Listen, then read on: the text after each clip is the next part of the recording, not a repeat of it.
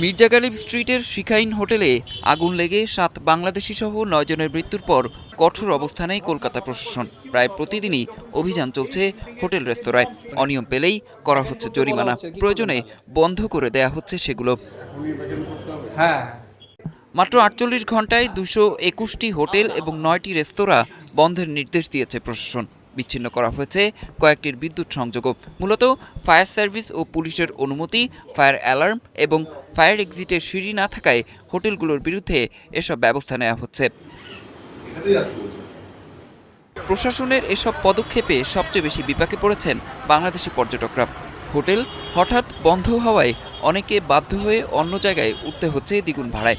অনেকে বাধ্য হয়েই নিচ্ছেন বাংলাদেশে ফেরার প্রস্তুতি।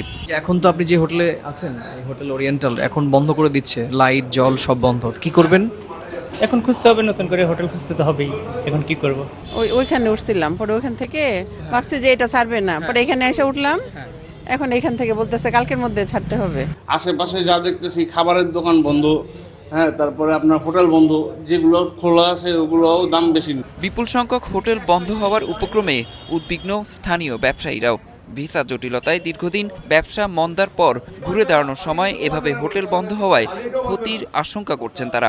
বন্ধ না করে সমস্যা সমাধানে সময় দেওয়ার আহ্বান জানিয়েছেন হোটেল মালিকরা। কোনো রুম নেই কারো কাছে, একটু হোটেল খালি নেই, মানে কি সব বন্ধ হয়ে গেছে। ওই জন্য বাংলাদেশিরা এখানে পরেশান হচ্ছে। তবে পর্যটকদের নিরাপত্তা ইস্যুতে কোনো আপোষ করতে নারাজ কলকাতা প্রশাসন। অগ্নি নিরাপত্তা বিধি না মানা হোটেল ও রেস্তোরাঁর বিরুদ্ধে অভিযান অব্যাহত থাকবে বলেও হুঁশিয়ারি দিয়েছে তারা।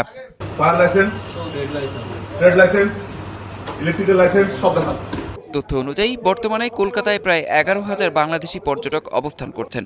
এর মধ্যে প্রায় ৭,০০০ পর্যটক রয়েছেন নিউ মার্কেট এলাকায়। অরিসুল ইসলাম, ৭১।